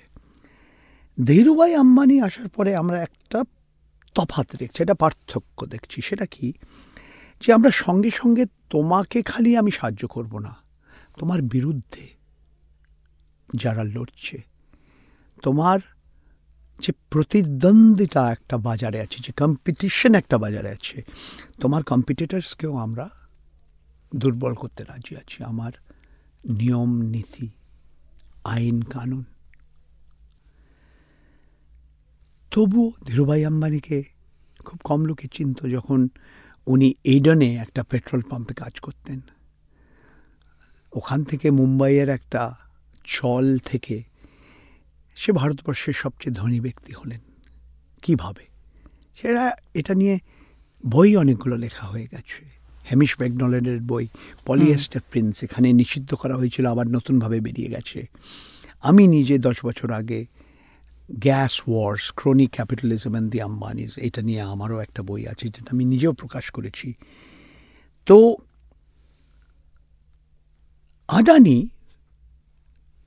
এবং আম্বানি এর আগে বিড়লা টাটাদের পার্থক্যটা হলো, এটা ইংরেজিতে দুটো শব্দ আছে বা কয়েকটা শব্দ আছে। ক্রোনি ক্যাপিটালিজম, যেটা কিন্তু সত্যি পুঁজিবাদ নয়। আমরা বাংলায় বলি ভাই বেরাদারি পুঁজিবাদ। আমার ভাই, আমার বন্ধু, আমার আত্মীয় স্বজন, তাদের সাহায্য করছি আমরা তার আগেও আরেকটা স্তরে এগিয়ে গেছি। সেটা ইংরেজিতে আমরা বলি অলিগার্কি, তার মানে যে পুঁজিপতি, যে শিল্পপতি এবং যে সরকার চালাচ্ছে, তাদের ভেতরে আমরা কোনো পার্থক্য দেখতে পাচ্ছি না। রাইট। এটা একজন বলেছেন পরিষ্কারভাবে, আমি বলছি না। অরবিন্দ কেজরিওয়াল দিল্লির মুখ্যমন্ত্রী, উনি বিধানসভায় দাঁড়িয়ে কয়েকটা কথা বলেছেন, এবং সে কথাটা উনি বলেছেন বিধানসভায়। সেই জন্য কেউ মামলা করতে পারছে না, কেউ ওনার বিরুদ্ধে মানহানির মোকদ্দমা শুরু করতে পারে। ওই একই কথা যদি অরবিন্দ কেজরিওয়াল বিধানসভার বাইরে বলতেন, আলাদা ব্যাপার হতো। আমার বিরুদ্ধে, আমি যদি এই ধরনের কথা বলি, আমার বিরুদ্ধে আরও 6টা মানহানির কেস লেগে যাবে। উনি কি বলেছিলেন, এবং এটা তোমার পাঠক বারবার করে বলছি, শ্রোতারা ইউটিউবে দেখতে পারে। উনি বলছেন, পরিষ্কার বললেন, ये पैसा तो अडानी जी का नहीं है, ये तो मोदी जी का पैसा है। ये कंपनी तो अडानी जी का नहीं है, ये मोदी जी का कंपनी है। উনি বলেছেন, আমি বলিনি। রাইট। তারপর হিন্ডেনবার্গ রিসার্চ এলো, শেয়ারের দাম পড়ে গেল, আবার আস্তে আস্তে ওপরে চলে এসছে। সেটা গৌতম আডানি, 25 বছর আগে কেউ তার নামও শুনেনি। বম্বের ঝাভেরি বাজারে হীরের ব্যবসা করতেন, পরিবারের একটা ছোট প্লাস্টিক জিনিসপত্রের একটা কারখানা ছিল। সে 25 বছরের উপরে বিশ্বের সবচেয়ে ধনী ব্যক্তিদের ভেতরে 2 নম্বর, তারপরে 3 নম্বর। হিন্ডেনবার্গ রিসার্চ রিপোর্ট এলো, এবং হিন্ডেনবার্গ রিসার্চ রিপোর্টে যে 32,000 শব্দ আছে, তার ভিতরে অনেক বড় বড় অংশ আমি যাদের সঙ্গে কাজ করেছি, আমরা একসঙ্গে যে লিখেছি, আমাদের লেখা থেকে বেরিয়েছে। তাছাড়া ওরা অনেক কিছু করেছে। ওয়ার্ল্ডস বিগেস্ট কর্পোরেট মানে বিশ্বের সবচেয়ে বড় কর্পোরেট সেক্টরে এক ধরনের কারচুপি বা এক ধরনের কেলেঙ্কারি একটা ঘটনা, এইটাই ওরা বলতে চেয়েছে। ওই 32,000 শব্দের রিপোর্টে গৌতম আডানিকে 88 প্রশ্ন করা হয়েছে, 84 নম্বর প্রশ্নে আমার নাম আছে। তো এই পার্থক্যটা হলো এই, অনেকে মনে করে যে গৌতম আডানি আজকে উনি যেখানে আছেন, কয়লা আমদানি, কয়লা খনন, বিদ্যুৎ উৎপাদন, বিদ্যুৎ বিতরণ, সিমেন্ট প্রোডাকশন, সমুদ্রের বন্দর, বিমানবন্দর, বাড়িঘর তৈরি করার, ধারাবিতে বড় একটা রিডেভেলপমেন্ট প্রজেক্ট হচ্ছে, এমনকি খাওয়ার তেল, ফরচুন ব্র্যান্ড, হিমাচলের আপেল, খালি হিমাচল কেন, কাশ্মীর এবং বিদেশ থেকে আমরা আমদানি করে যে আপেল বিক্রি করছে, সবই উনি করছেন এখন। তো এত তাড়াতাড়ি একজন data storage, defence equipment, drones যেগুলি আমরা বলি, UAVs, আনম্যান্ড এরিয়াল ভেহিকলস, এগুলি সব কিছুতেই গম, চাল স্টোরেজের জন্য ফুড কর্পোরেশন অফ ইন্ডিয়ার পরে তো আডানি গ্রুপ আছে। কৃষক আন্দোলন তো এদের নাম বারবার করে বলছিল, আম্বানি আডানির নাম বারবার করছিল ওরা, তাদের মূর্তি জ্বালানো হয়েছিল, এফিজিস। তো এই যে নতুন আমরা যেটা দেখছি, সেটা হলো যে তীব্র গতিতে উনি বড় হয়েছেন এবং বিশ্বের সবচেয়ে ধনী ব্যক্তিদের ভেতরে একজন হলেন, যেভাবে ওনার শেয়ার নিচে পড়ে গেল, আবার উঠে গেল, এটা আমরা কিন্তু এই ধরনের দেখিনি। এই ধরনের আমরা আডানির কেসেও দেখেছি, অন্যান্য কেসেও দেখেছি, কিন্তু এই স্কেলে আমরা কোনোদিনও দেখিনি। এবং আমি অন্তত মনে করি, এবং আমার বিরুদ্ধে মানহানি আর কেস অনেক হচ্ছে, আমি সত্যি বিরুদ্ধ করি বা বিশ্বাস করি যে আজকে যে আডানির গোষ্ঠী যে গতিতে বেড়েছে, এটা নরেন্দ্র মোদীর গুজরাতের সরকার, উনি গুজরাতের মুখ্যমন্ত্রী ছিলেন 12 বছর, এবং ভারতের প্রধানমন্ত্রী প্রায় 10 বছর। উনি এবং ওনার সরকার, ওনার সরকারি সংস্থার নীতি নিয়ম অধিনিয়ম যদি না বদলাতেন বা এমনভাবে তৈরি করা হয়েছে, যদি টুইস্ট করা না হতো, নিয়মগুলিকে যদি কার্ভ করা না হতো, টুইক যা খুশি বলতে পারো, তাহলে আজকে গৌতম আডানি এবং তার গোষ্ঠীটা এই উত্থানটা আজকে হতো যেখানে না। আছে সেখানে আসতে পারতো না। পরঞ্জয়দা, আমরা যখন কথা বলছি, আমাদের সামনেই 2024 নির্বাচন। আপনি আমাকে বলুন, আমরা নোটবন্দি দেখেছি, কোভিড দেখেছি, আপনি একজন অর্থনীতির ছাত্র, অর্থনীতির বিশ্লেষক, অর্থনৈতিক সাংবাদিক। গত 10 বছরের সময়কালটাকে আপনি যদি ইভ্যালুয়েট করেন, ভারতীয় অর্থনীতি ঠিক কোন জায়গায় এই মুহূর্তে আপনার ধারণায় দাঁড়িয়ে রয়েছে? আনএমপ্লয়মেন্ট, বেকারি 50 বছরে এই স্তরে আছেনি। এটা সরকারি সংস্থা বলছে না, একটা private company CMI, centre for monitoring the Indian economy, তারা বলছে, সরকারও না করেনি। এটা একটা নতুন। আমরা প্রথমবার দেখছি 80 কোটি মানুষকে, তাদের পরিবারকে বিনা পয়সায় চাল, গম, ছানার ডাল ওরা পাচ্ছে। আর কি দেখছি? এটা তাহলে আমায় অর্থনীতি থেকে বেরিয়ে আসতে হচ্ছে। কিন্তু অর্থনীতিতে আমরা দেখি যে একটা অসন্তুলন, যে গরিব, একটা অসাম্য যেটা, যারা গরিব এবং যারা ধনী ব্যক্তি, তাদের ভেতরে যে দূরত্বটা, সেটা বেড়ে গেছে। আমি বলছি না যে আগে ছিল না, ভারতবর্ষে চিরকাল রাজা মহারাজা ছিল এবং অত্যন্ত গরিব লোক ছিল। ভারতবর্ষে শাহেনশাহ বাদশারা ছিল এবং অত্যন্ত গরিব লোক ছিল। কিন্তু আজকে এটা আমি বলছি না, এটা বিশ্বের অনেক বিশিষ্ট অর্থশাস্ত্রীরা বলছে, যেমন টমাস পিকেটি। তারা কিন্তু বামপন্থী নয়, তারা সমাজবাদে বিশ্বাস করে না। তার গ্রন্থের নাম ক্যাপিটাল। তাদের গবেষণা, তাদের অনুমান, তারা যে রিসার্চ করেছে, তারা বলছে যে আজকে ভারতবর্ষে যে এই অসমানতা, আর্থিক বৈষম্যটা এই স্তরে আগে কোনোদিন হয়নি। একটা সময় ব্রাজিল যেখানে ছিল, আর্জেন্টিনা যেখানে ছিল, মার্কিন যুক্তরাষ্ট্র যেখানে ছিল, দক্ষিণ আফ্রিকা যেখানে ছিল, রুশ এবং চীনের কথা আমরা শুনেছি, কিন্তু অত তথ্য নেই আছে। আমরা সবচেয়ে we have become the most unequal country in the world. এটা আমার বক্তব্য না, এটা ওদের বক্তব্য। আমরা যদি অর্থনীতি এবং অর্থ ব্যবস্থা ছেড়ে যদি সমাজ ব্যবস্থার দিকে আমরা দেখি, আমি অন্তত মনে করি এই যে হিন্দু মুসলমান, ইন্ডিয়া পাকিস্তান, যে মুসলমানরা আমাদের শত্রু, আমরা হিন্দু ধর্মে বিশ্বাস করি। ভারতবর্ষের 140 কোটি মানুষের ভেতরে 80% বেশি তারা নিজেদের মনে করে হিন্দু।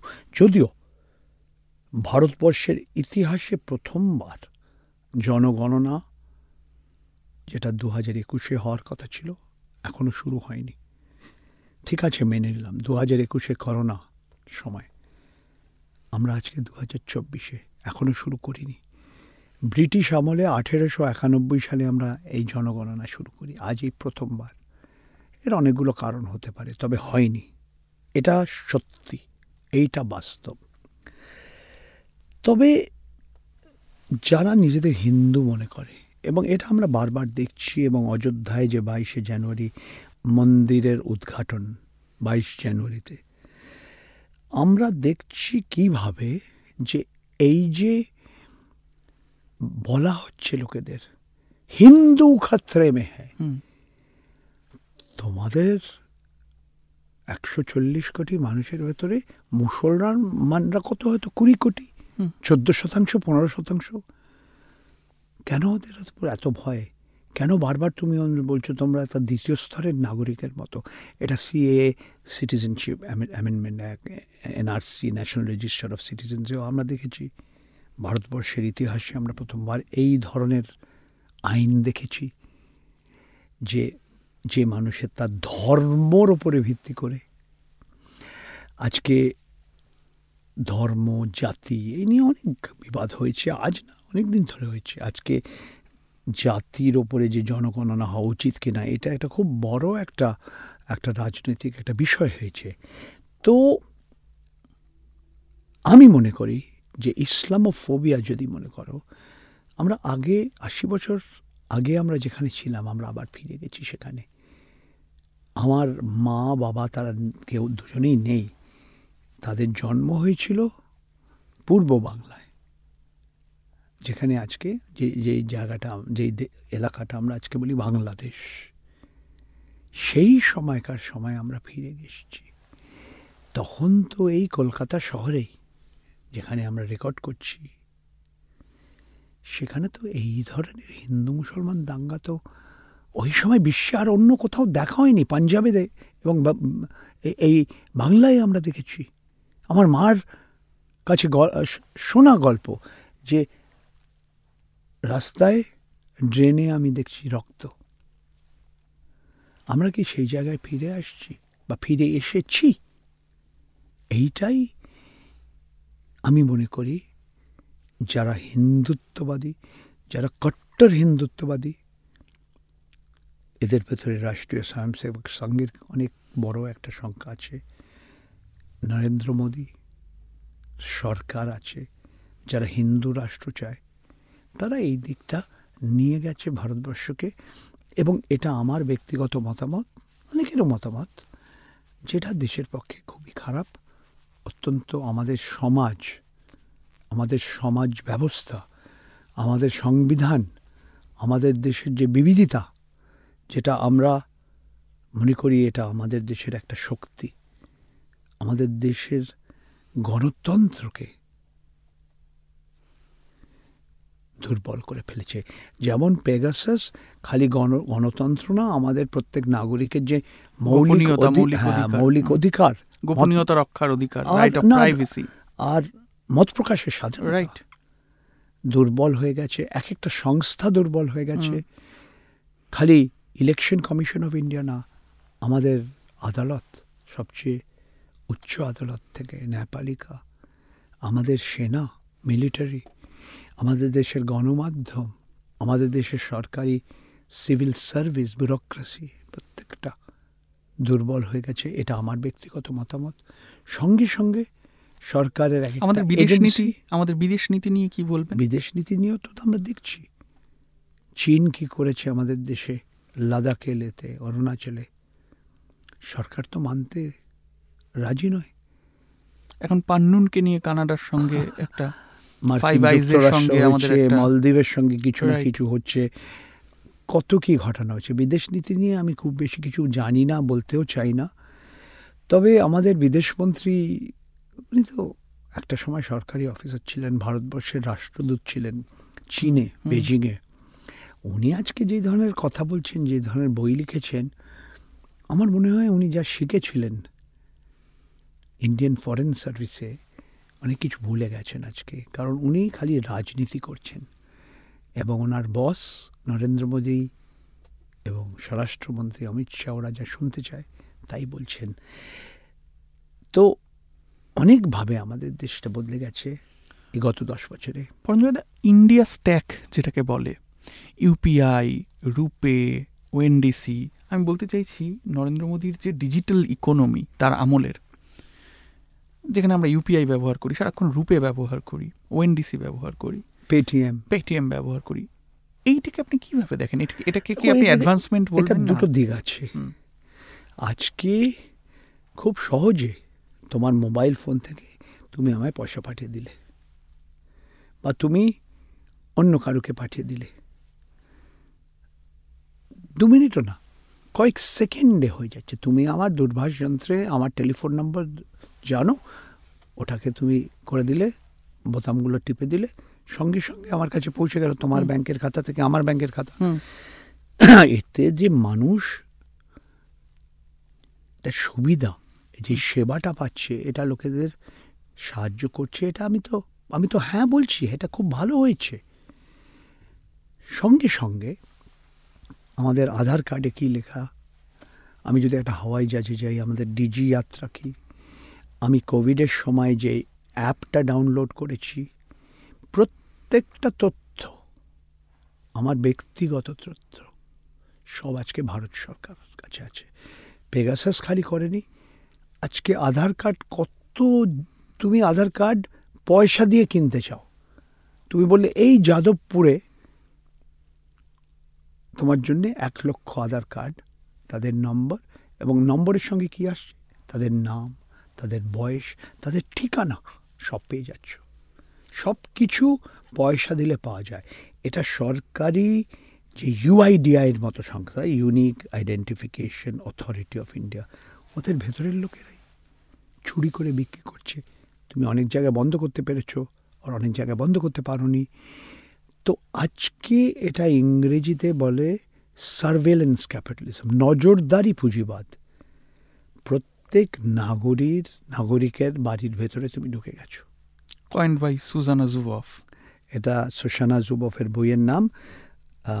সার্ভেলেন্স, বইয়ের পুরো নাম হলো the age of surveillance capitalism. তার সাবটাইটেল একটা আছে,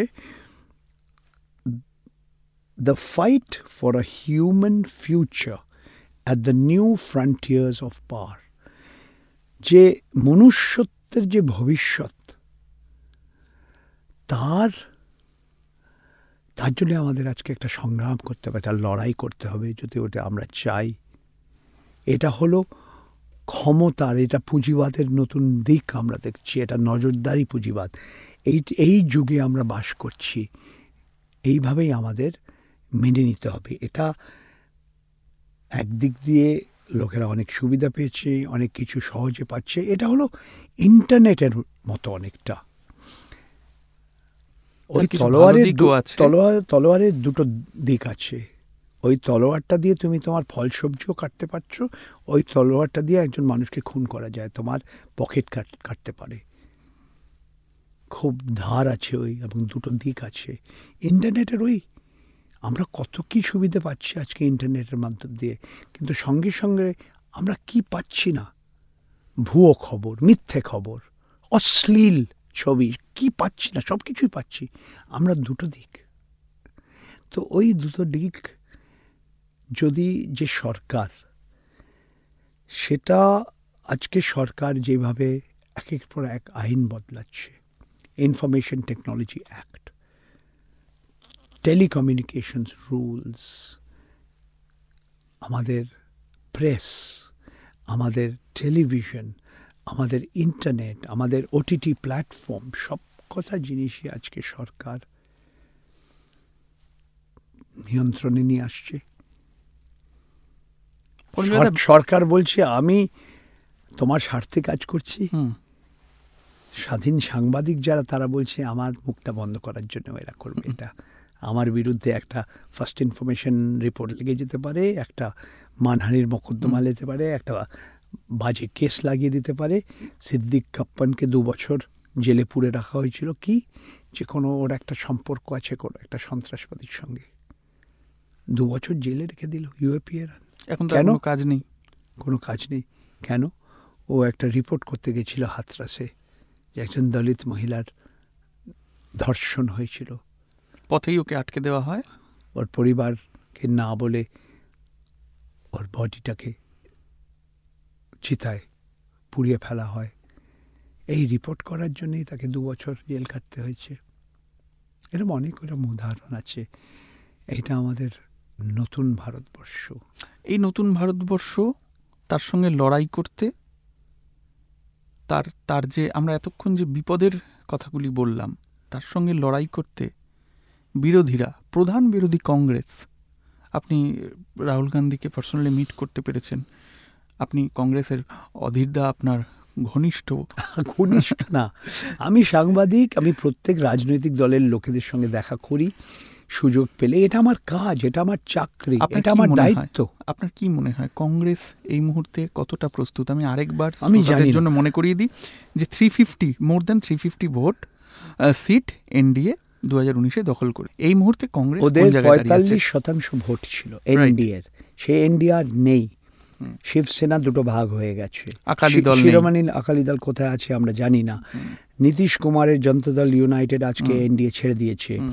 ভারতীয় জনতা পার্টির 30% ভোট পেয়েছিল। ভারতীয় জনতা পার্টি একলা লোকসভায় 303 আসন জিতেছে 543-এর ভেতরে। রাইট, 543-303। হ্যাঁ, 43। এখন কোথায় আমরা যাব আমরা জানি না, আমি জ্যোতিষী নই। তবে রাম মন্দিরের উদ্ঘাটনের পর আমি মনে করি হয়তো ভারতীয় জনতা পার্টি উত্তরপ্রদেশে আরও শক্তিশালী হবে। কয়েকটা রাজ্যে যেখানে 2019-এ এনডিএ ভারতীয় জনতা পার্টি খুব ভালো করেছিল, যেমন বিহার, যেমন মহারাষ্ট্র, যেমন কর্ণাটকা, এই 3টে রাজ্যে আমি অন্তত মনে করি যে ভারতীয় জনতা পার্টি এবং ওই এনডিএ যেটাকে আমরা বলি দুর্বল হয়ে যাবে। কতটা লোকসান হবে আমি জানি না, উত্তরপ্রদেশে কতটা এগোতে পারে আমি জানি না। তবে এই কয়েকটা বড় রাজ্য, 80টা লোকসভা আসন উত্তরপ্রদেশে, মহারাষ্ট্রে 48টা, বিহারে 40টা, এই পশ্চিমবঙ্গে 42-এর ভেতরে 18টায় ভারতীয় জনতা পার্টির কাছে যাবে কি যাবে না এটা বলা মুশকিল। কী ধরনের জোট হবে বা হবে না, গোপন কোনো একটা জোট হবে কি না সেটাও আমরা জানি না। আর অনেকগুলো এরকম রাজ্য আছে, ধরো হরিয়ানা, 10টার উপরে 10টা ভারতীয় জনতা পার্টি জিতেছিল 2019-এ। Delhi 7 out of 7, Rajasthan 25 out of 25, মধ্যপ্রদেশে একটা বাদ দিয়ে ভারতীয় জনতা পার্টির ছেলে, ছত্তিশগড়ে 11টার ভেতরে 9টা ওদের পেয়েছিল। আবার কি পাবে? হয়তো গুজরাতে পাবে, অন্যান্য রাজ্যে পাবে। যদি এই 3টে রাজ্যে বিহার, মহারাষ্ট্র, কর্ণাটকায় দুর্বল হয়ে যায় বিজেপি, উত্তরপ্রদেশে এগিয়ে যাওয়ার সত্ত্বেও কতটা লোকসান হবে। যদি 30টা কমে যায় তবুও সংখ্যাগরিষ্ঠতা ভারতীয় জনতা পার্টির থাকবে, তবুও নরেন্দ্র মোদী তৃতীয়বার শপথ গ্রহণ করবেন মে মাসে ভারতবর্ষের প্রধানমন্ত্রী হয়ে। নেহেরুর রেকর্ডের কাছাকাছি পৌঁছে যাবেন উনি, জওহরলাল নেহেরুর কথা বলছি আমি। কিন্তু যদি তার নিচে নেমে যান তবুও হয়তো প্রধানমন্ত্রী হতে পারেন। উড়িষ্যার বিজু জনতা দল, ওয়াইএসআর কংগ্রেস ওনাকে সাহায্য করতে পারে। যদি আরও নিচে নেমে যান তাহলে কি হবে কি হবে না বলা সত্যি মুশকিল। কতটা দুর্বল হবেন বা কতটা শক্তিশালী হবেন এই নিয়ে আমরা অনুমান করতে পারি। ইভিএম নিয়ে ঝগড়াঝাটি হচ্ছে, ভিভিপ্যাট নিয়ে বিরোধী দল বলছে যে প্রত্যেকটা ভিভিপ্যাট স্লিপ গোনো, এটা নির্বাচন যে কমিশন ওরা মানবে কিনা, সুপ্রিম কোর্ট কি বলছে বা বলছেন, এই নিয়ে এখন তো মারামারি। আমরা যখন কথা বলছি তখন মিলিন্দ দেওরা কংগ্রেস ছাড়লো। এর আগে আমরা দেখেছি জ্যোতিরাদিত্য সিন্ধিয়া ছেড়েছে। আমরা জানি Sachin pilot is not happy. আমরা উল্টো দিকেও কিছু লোক আছে তারাও অত্যন্ত দুঃখিত। বসুন্ধরা রাজে 2বার মুখ্যমন্ত্রী হয়েছেন, রাজস্থানে সে দুঃখিত। মধ্যপ্রদেশে শিবরাজ সিং চৌহান প্রায় 18 বছর উনি মুখ্যমন্ত্রী ছিলেন। তারপর মামাজিকে আর জায়গা দেওয়া হলো না। মামাজি এখন অন্য জায়গায় আছে। উনি লাডলি বাহন যে কার্যক্রমটা করেছে তার জন্য মধ্যপ্রদেশের মহিলারা ভারতীয় জনতা পার্টিকে সমর্থন করেছে। ভালো ভারী এক ধরনের বড় ধরনের সংখ্যাগরিষ্ঠতাতে ফিরে এলো। কোনো ওই প্রতিষ্ঠান বিরোধী অ্যান্টি ইনকাম্বেন্সি কোনো হাওয়া দেখিনি। আমাদের ছত্তিশগড়ে দেখো, ভূপেশ বাঘেল সাহেব তো হেরে গেলেন, কিন্তু রমন সিং যিনি ছত্তিশগড়ে 15 বছর মুখ্যমন্ত্রী ছিলেন, এখন উনি স্পিকার। তো রাজনীতিতে কি হবে বা কি হবে না আমরা কেউ জানি না। অনেক সময় অনেকে একদম ভারতবর্ষ এমন একটা দেশ যে লোককে আশ্চর্য করে ফেলে।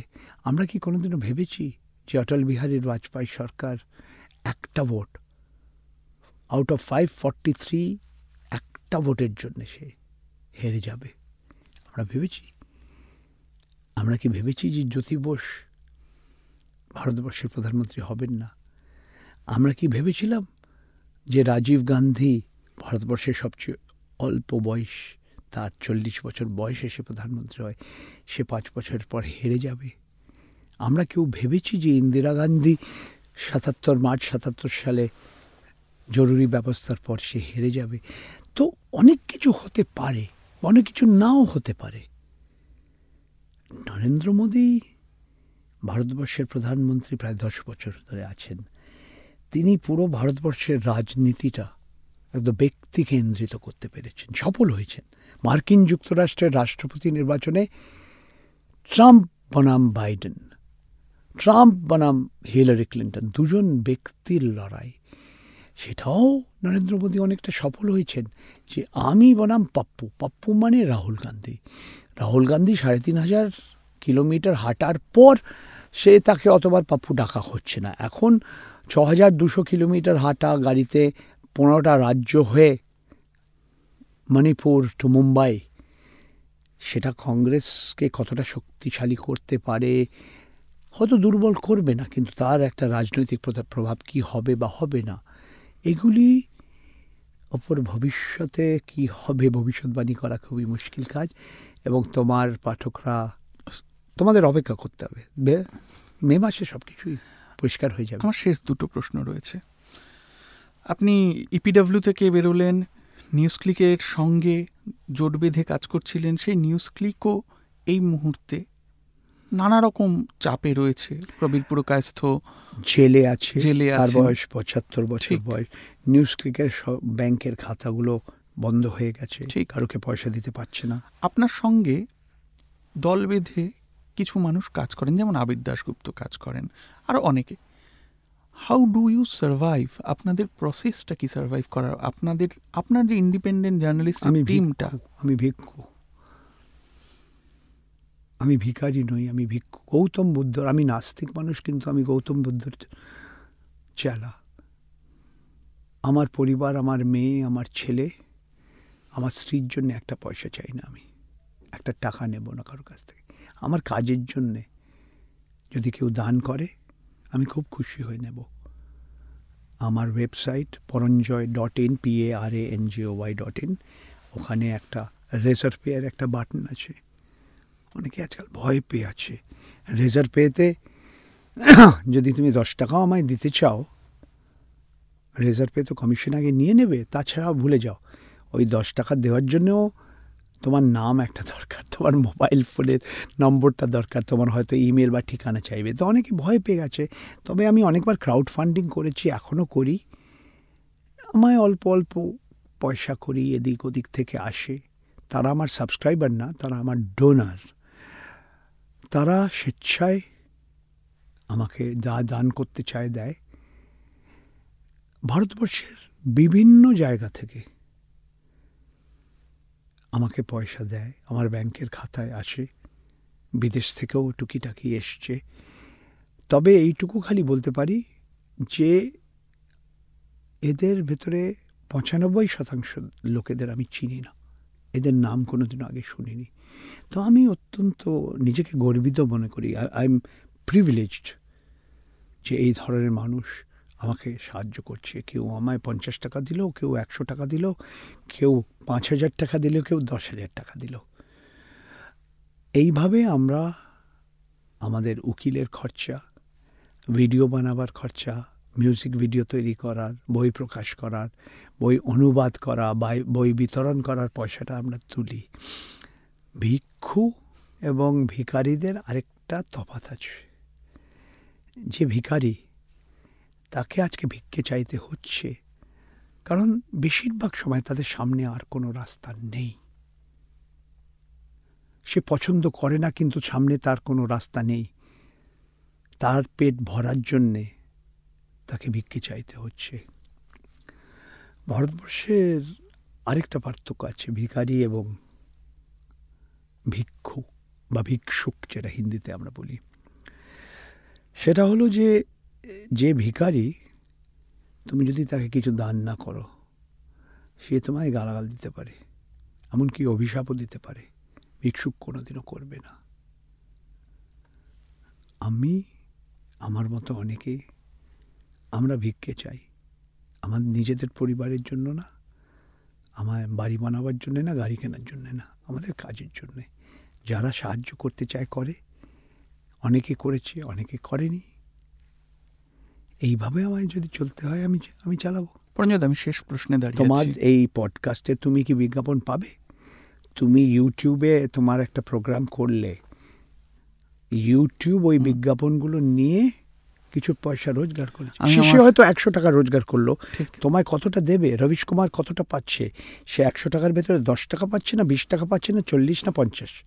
এটা ইউটিউব কোনোদিনও বলবে না তোমাকে, ওদের মনোপলি আছে। এই কারণেই আমি আমার যারা এই পডকাস্টটা শুনছেন সেই শ্রোতা বন্ধুদের অনুরোধ করি, পরঞ্জয় দা আমাদের রিয়েল কনসার্নটা তুলে ধরেছেন, তারা যেন আমাদের সদস্যপদ গ্রহণ করেন, মেম্বারশিপ নেন, খুব সহজ বাংলায় আমাদের যেন চাঁদা দেন। আমরা এতগুলো এপিসোড আপনাদের সামনে তুলে ধরেছি, আপনারা যদি চাঁদা দেন, আমাদের মেম্বারশিপ নেন, তাহলে আমরা আমাদের অনুষ্ঠান চালিয়ে যেতে পারি। পরঞ্জয় দা, আমি শেষ প্রশ্ন করব। যে কোনো পেশায় বড়রা চায় ছোটদের অনুপ্রাণিত করতে, যে তোমরাও আমার পেশায় আসো, তোমরাও আমাদের মতো। আমি কিন্তু আজকে কোনো অল্প বয়সী ছেলে বা মেয়েকে বলছি না তুমি সাংবাদিক হও, ঠিক। কারণ আজ যারা সাংবাদিক হতে চায়, একটা সময় অনেকে চেয়েছিল, ভারতবর্ষে 100টার উপরে কোট অ্যান্ড কোট শিক্ষা সংস্থা হয়েছিল অল্প বয়সী ছেলেমেয়েদের কাজ শেখাবার জন্যে। রেডিও ব্রডকাস্ট, টিভি প্রোডাকশন, লেখা, গল্প বলা, খবর সংগ্রহ করা, কিভাবে শিরোনাম দেবে বা দেবে না, গণমাধ্যমের নিয়ম কি, নীতি কি, মালিকের ওপরে কতটা এরা নির্ভর করে। আজকে গণমাধ্যমের মালিক যদি আম্বানি আডানি হয়, তুমি কি তাদের বিরুদ্ধে কিছু লিখতে পারবে? তোমার মাইনেটা বন্ধ হয়ে যাবে। শুধু তাই, যারা বিজ্ঞাপনদাতা এবং সরকার, আজকে ভারতবর্ষের গণমাধ্যমের একটা খুব বড় অংশ কেন খালি যেই ক্ষমতায় আছে, রাজ্য সরকারের কথা বলো, কেন্দ্র সরকারের কথা বলো, তাদের খালি গুণগান করছে কেন? তাদের প্রশ্ন করছে না কেন?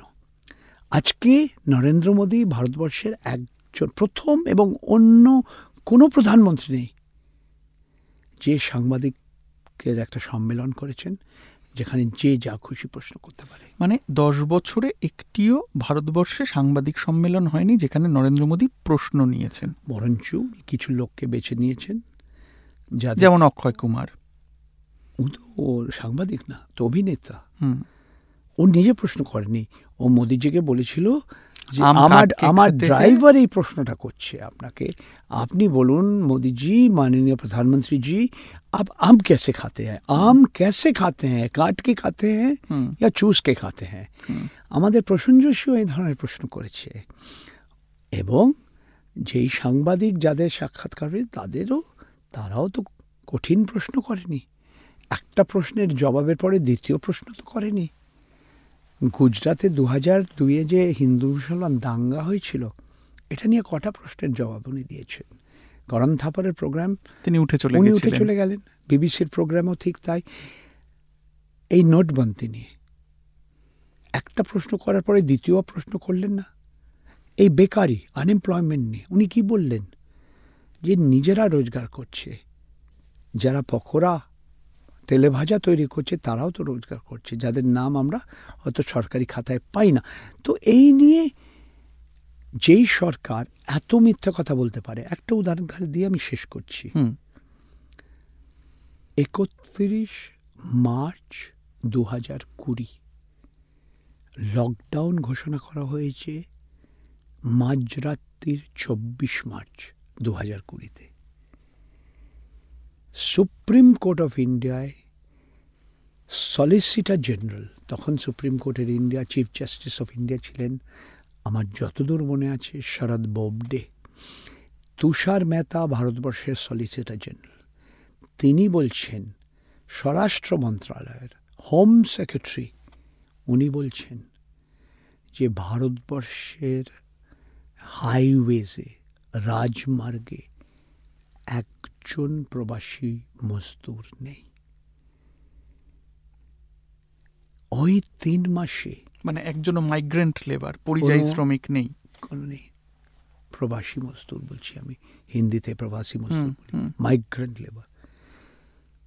40-এর দশক কেন, হয়তো ভারতবর্ষে কেন, বিশ্বের ইতিহাসে আমরা এরকম দেখিনি। ভারতবর্ষের ইতিহাসে প্রথমবার শহর থেকে গ্রামে ফিরে গেছে লোকেরা, এটা আগে কোনোদিনও আমরা দেখিনি। আর তুমি সুপ্রিম কোর্টে এই ধরনের একটা সার্বজনিক মঞ্চে এই ধরনের মিথ্যে কথা বলবে, এটা অন্তত আমার কল্পনার বাইরে ছিল। ঠিক আছে, আজকে নরেন্দ্র মোদী সরকার নোটবন্দির সম্বন্ধে আর কিছু বলছেন না, ভালো হয়েছে কিনা, খারাপ হয়েছে কিনা, কালো ধন কমেছে কিনা, কমেনি, আচ্ছে দিন আগে কি নেই, এসব আলাদা ব্যাপার। কিন্তু যারা রাজনৈতিক দলের এরা অনেকেই সত্যি কথা বলে না, কিন্তু এতবার মিথ্যে কথা একজন মানুষ এতবার বলবে, ইটস নট এক্সপেক্টেড। আমার কল্পনার বাইরে। ফলে আপনি চাইছেন না নতুন প্রজন্ম সাংবাদিকতায় আসুক? সোজা কথা যে তুমি যদি আসতে চাও ভেবে চিনতে এসো, অ্যাট ইউর ওন রিস্ক। খুবই রিস্ক তো অনেক আছে, এবং খুব মানে রাস্তাটা খুবই কঠিন, সোজা রাস্তা না। এবং তুমি যদি আদর্শবাদী হও, সেই আদর্শটা কতদিন থাকবে বা থাকবে না সেটা অন্যান্য। আর আরেকটা প্রশ্ন, তোমার পরিবারকে যদি আর্থিক সাহায্য দিতে চাও, তোমাদের রান্নাঘরের আগুন যদি না বন্ধ হয়ে যায়, তোমার মেয়ের পড়াশোনার খরচা তুমি যদি না দিতে পারো, তবুও কি ওই চাকরিতে থাকবে তুমি, এবং কতদিন থাকবে? তো ভেবে চিনতে, আমি জ্ঞান দিচ্ছি না কারোকে, তুমি যদি সাংবাদিক হতে চাও এবং তোমার বয়স কম, তুমি যুবতী বা যুবক, একবার কেন, দুবার কেন, 1000 বার ভাবো, তারপরে ওই রাস্তায় নেমে যাও। পরঞ্জয়দা, অনেক অনেক ধন্যবাদ। আশা করি আগামী দিনে আবার আমরা আরও একটা পডকাস্টে আরও অন্য অনেকগুলি বিষয় নিয়ে, আশা করি 2024-এর ইলেকশনের পর আরেকবার কথা বলতে পারবো হাসি মুখে। অনেক ধন্যবাদ অর্ক। বন্ধুরা, আজকের এপিসোড কেমন লাগলো? আপনারা তো জানেন, গত 1 বছরের বেশি সময় আমরা ধারাবাহিকভাবে এই অনুষ্ঠান অর্কর ঠেক আপনাদের সামনে নিয়ে আসছি। শুধু কলকাতা শহর নয়, আমরা ভারত বাংলাদেশ 2 দেশেই এই আড্ডা বসিয়েছি। আমরা চাই এই আড্ডা আরও দীর্ঘ সময় চালিয়ে নিয়ে যেতে, দীর্ঘতর বাদানুবাদের মধ্যে দিয়ে বাঙালির সংস্কৃতির মণিমুক্ত আপনাদের সামনে তুলে ধরতে। বিশ্বাস করি গত 1 বছরের বেশি সময়ে আমরা আসলে একটা পরিবার তৈরি করতে পেরেছি। এই কমিউনিটির কাছে এখন কিছু চাওয়ার সময়, একটা ছোট্ট দাবি জানানোর সময়। আমরা চাই আমার আবদার স্রেফ শ্রোতা না হয়ে থেকে আমাদের এই পরিবারের সদস্য হন। আপনাদের সদস্যপদ, আপনাদের মেম্বারশিপ আমাদের এগিয়ে যেতে, আমাদের এই অনুষ্ঠানকে আরও ভালো করতে সাহায্য করবে। আমরা অনুপ্রেরণা পাব, আমরা আরও ভালো করার সাহস পাব, আমাদের অনুষ্ঠানের ব্যাপ্তি বাড়বে। আমাদের সদস্য হন, আশা করি অতীতের মতোই আপনাদের নিরাশ করব না। ভালো থাকুন, শুনতে থাকুন শোনো না, অর্ক ঠেকের সঙ্গে থাকুন।